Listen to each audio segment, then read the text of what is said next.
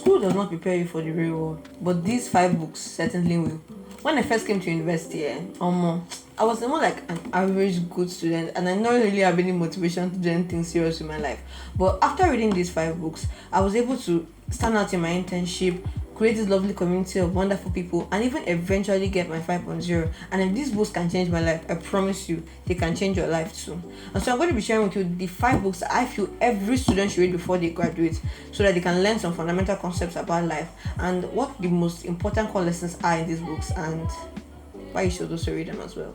And so if you're ready, let's get into it. And please be sure to stick around to the end, because the last 2 books are really the meat of this video. So the first book I'm going to be talking about is No More Excuses by Brian Tracy. I read this book when I was in like 200 level, and this book is more like an all-rounder book. This book talks about not making excuses in your life, not making excuses in marriage, not making excuses in your finances. It's like the all-rounder book. It's the kind of book that everybody should read, this particular one, because it does not just tell you, how to discipline yourself and how to actually live a life, that is fulfilling and full, but actually tells you how you can actually do that, and key action steps, that you can actually do to move your life forward. So I'm naturally a Brian Tracy fan, honestly, but I'm telling you, this book, whether you're a Brian Tracy fan or not, is going to be really fundamental to your academic life, your financial life, and everything else in between. The next book is To Win Friends and Influence People. This one is something I've more recently been reading. I've not even finished it yet,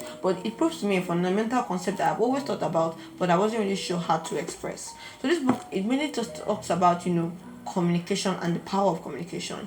One major thing I can say I've learned from this book was the fact that communication is what really rules the corporate world. It's not the person that has the most technical knowledge or the person that does the best work that most times is in power, but the person who can influence, the person who can lead, the person who can stand out and take responsibility. That's the person most likely that you will see being put as things like team leads, managers, etc., etc. The world, not even just companies, the world needs people, that have ideologies and can stand on them, and also help other people to believe in them, especially if they are for good motives. So this book is going to be very, very essential. Like if you want to be a leader, if you want to be somebody good in life, you want to be somebody that is resourceful, I sincerely believe you should read this book, because it's very, very important to learn how to communicate effectively with people and effectively pass on your ideas and your narratives, to people around you. The next one is Think and Grow Rich. So I've always wanted to read this book, but for some reason I postponed it, but eventually I was motivated again to read this book, during my internship, and it also reviews another fundamental concept that I have also always believed, but I did not really know how to express. And there's a scripture in the Bible that says, as a man taketh in his heart, so is he, right?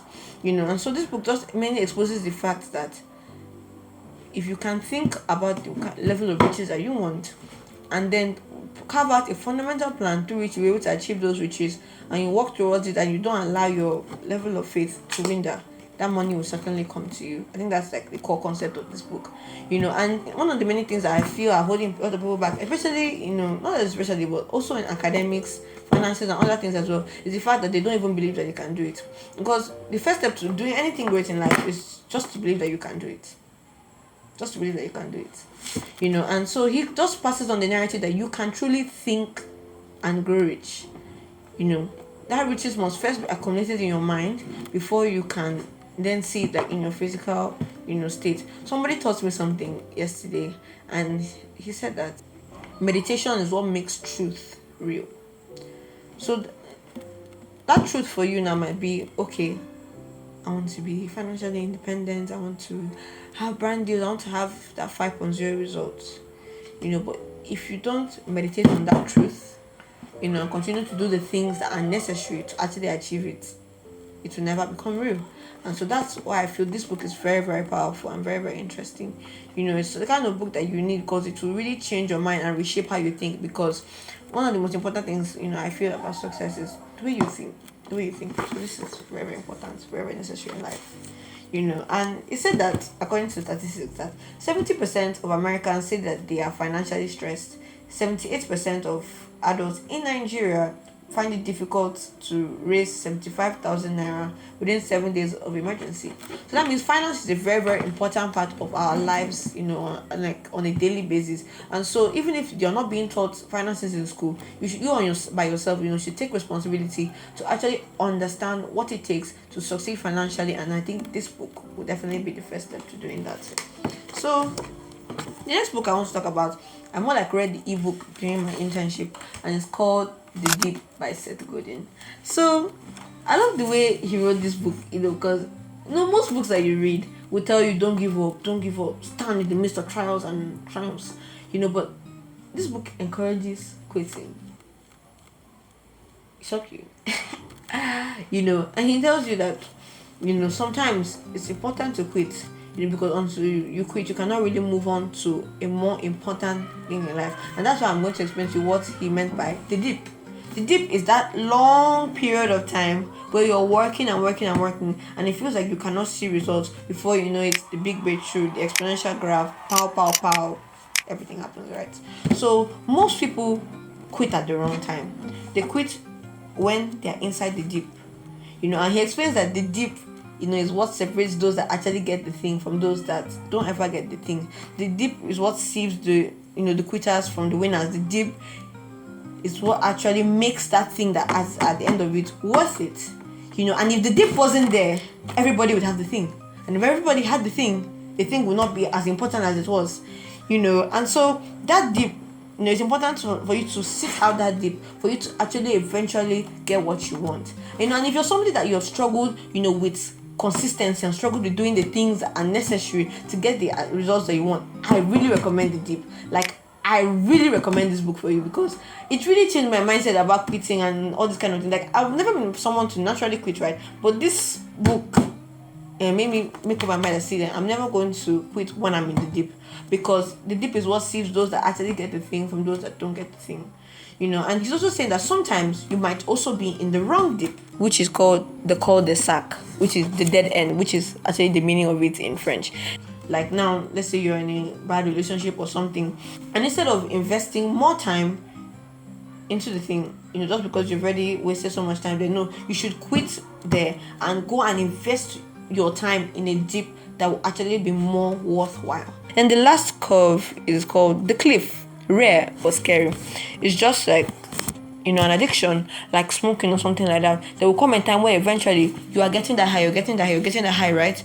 Then to just come down, because those things have no real benefit. Eventually there will come a time when to not be able to satisfy you and to actually be doing more harm to you than good. And so I'm going to read out to you the last final thing he said near the end of the book that really touched my heart, and it's the way I even marked it with red for me, because that really touched me. And he said that never quit something with great long-term potential just because you can't deal with the stress of the moment.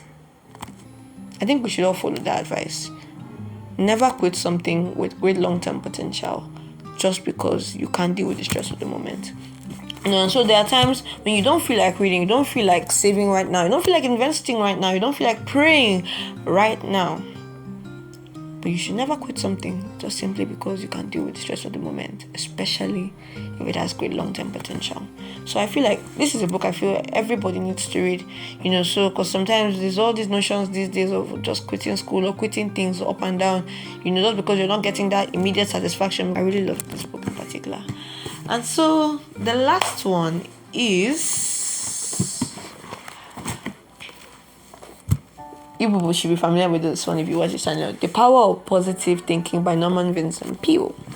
So when I first saw this book, initially I was wondering, like, how is somebody going to write a book about positive thinking without talking about the Bible? But I said, let me just pick the book and let me see. And only for me to find out the man was actually a preacher, and he was a great man in the school of the Bible as well. And this book, I won't just recommend just because, it has Bible scriptures and all that, but it really explains how thinking in itself changes a man. And it was very, very essential to me during my internship, because I remember that time we started doing like presentations and all that, and I used to think, I was like, oh, I'm the best at presentation, I'm the best at this thing. That was when I started reading this book, right? And before you know it, actually, those thoughts that I was thinking began to actually materialize. So more than we know, more than we like to acknowledge, and more than we can say in the public. The way that we think highly affects the way that we live our life. There are so many things in this book that really, really stuck out to me. If I'm to read every single one, we'll be here for hours. But I'll read out this particular part that I know I've read out in a video before. And it said that if you have been long defeated by difficulty, it is probably because you have told yourself for weeks, months, and even for years that there is nothing you can do about it. You have so emphasized your inability to yourself that your mind gradually accepted the conclusion which you have insisted. And so when your mind is convinced, you are convinced. For as you think, so you are. But on the contrary, when you can employ this new and creative concept, I can do all things through Christ, then you develop a new mental slant. So yeah, once you are convinced as well. For as the man thinketh, so is he. So these books are very, very important, to give you an understanding of a lot of things that are going to be happening in the real world, and talks about lots of different things, not just this book, but all the other books I have mentioned along the way.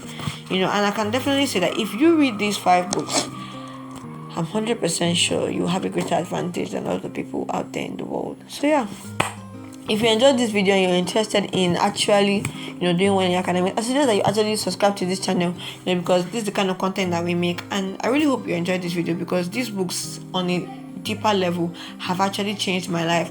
And I really hope that when you read them, or if you have already read them, that they change your life as well. Thank you so much for watching. I love you guys, and I'll see you in another video.